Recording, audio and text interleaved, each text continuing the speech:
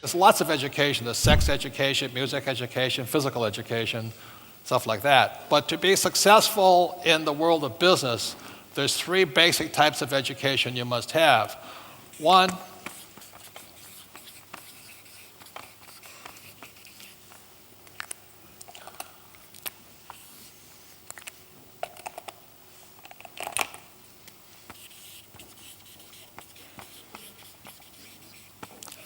academic education. That's reading, writing, arithmetic. I didn't do very well here. You know, it's very important. I'm not saying it's not important, it's extremely important. So academic is very important. Second,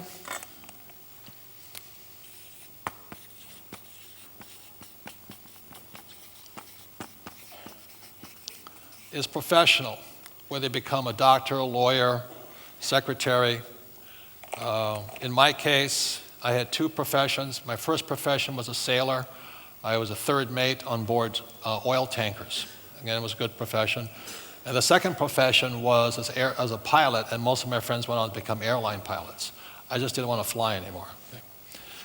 And the third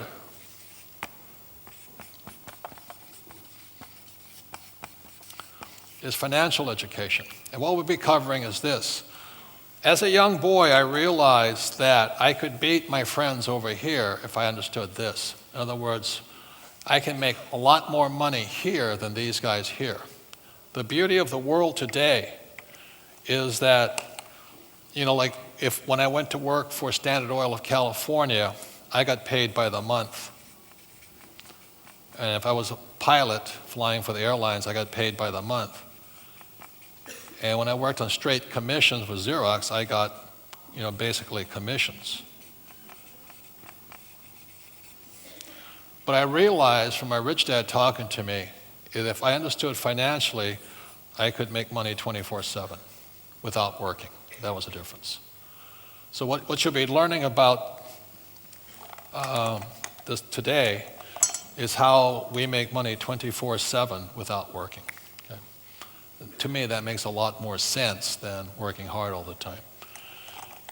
The basics of financial education begins with this, with literacy, is it begins with an income statement and a balance sheet. This is the fundamental if you're going to be wealthy. And if you look over here, after mission, it's cash flow.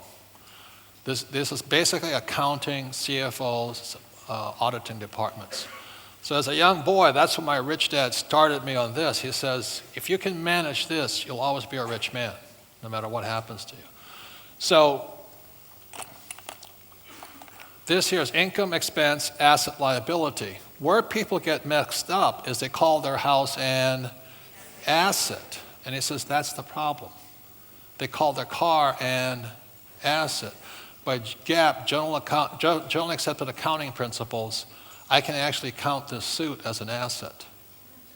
And that's what my rich dad said, that's where people get messed up. See? So this form is called an income statement. In America, this is called a balance sheet. There's a third form, it's called a statement of cash flow. Okay? So when you look at this here, this here is the real game board from my cash flow game. This is income. This is income statement, balance sheet, statement of cash flow. Okay, so the game is teaching you as a kid's version, intermediate version, advanced version. It's teaching you while you're having fun. So very simply, my rich dad said, assets put money in your pocket. So this is the cash flow pattern of an asset. It goes from the asset, it could be a house I rent out, okay, boom. So assets put money in your pocket whether you work or not. So what's the definition of an asset? Assets what? Put money in your pocket whether you work or not. One more time, assets what? Put money in your pocket whether you work or not. Now, I asked somebody, I was in Singapore, and I said, can you name an asset you have? This little Chinese woman raised her hand. She says, oh, yes, my husband.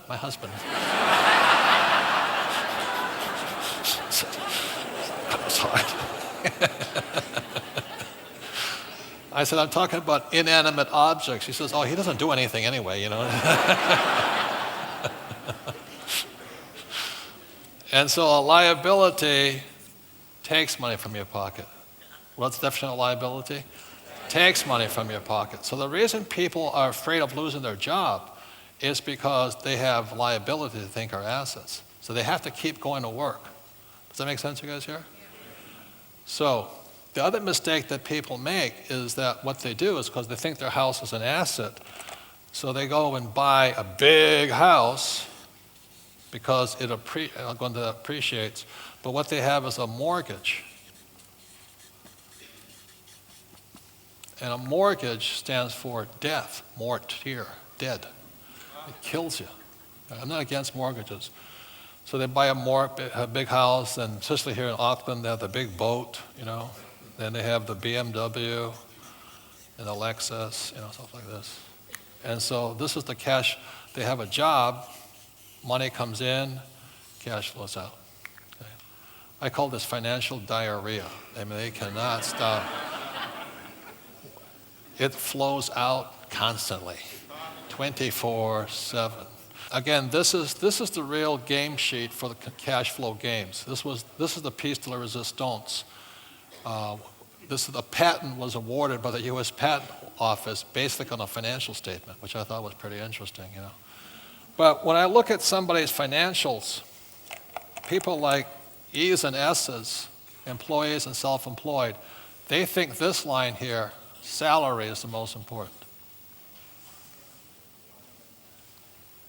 That's not what my rich dad and I was taught me to look for. He wanted me to look at these lines here. Interest, dividends, real estate businesses. Okay. It's this here that makes people rich, not this here. So the purpose of the cash flow board game was to train people to take this money coming in here, to come down this way and come back up here. That's it, okay? So the assets, there's 4 basic asset classes that make people rich. Number 1 is a business, and it's a business on this side. So you look at guys like Bill Gates, he founded Microsoft. Jobs created Apple. You know, Murdoch has broadcasting. So business is the number 1 asset. That's why I went to learn how to sell, because you have to learn how to sell to be good in business. Second is real estate. Okay. My wife in 1989 started out with 1 rental unit. Now she has 1,400. Ken has 10,000. My wife has 1,400, and we have 2 houses. We count them as liabilities. We have 1 house in Arizona, 1 house in Hawaii. So we call those liabilities. We don't call them assets. Okay. The third asset class is paper. Stocks, bonds, mutual funds, unit trusts, stuff like that. Now, in Malaysia, that's when I warned you, when I talked about unit trusts or mutual funds, and I talked about real estate, we had realtors and financial planners leave the room. They were very upset with what I said. Because it's not that I don't invest in unit trusts, I don't trust them. You know? So that's the reason. But we'll explain why later on. They're for a certain class of people, but it's probably the riskiest of all investments. Savings are included in here. And the third asset class are commodities. So me personally, I have gold. I took a gold mine public in China. I have a silver mine out of South America I took public. I have a copper mine now. I have an oil company, stuff like that. But I also hold physical gold, physical silver. And Mike Maloney will come up and explain why that's probably the best investment today is right here, because the dollar is crashing. All right? So please take a moment and every month, these things, whether I work or not, put money in my pocket. See, one of the problems of an S business is in most cases, like a doctor, if they stop working, the income stops because they stop working.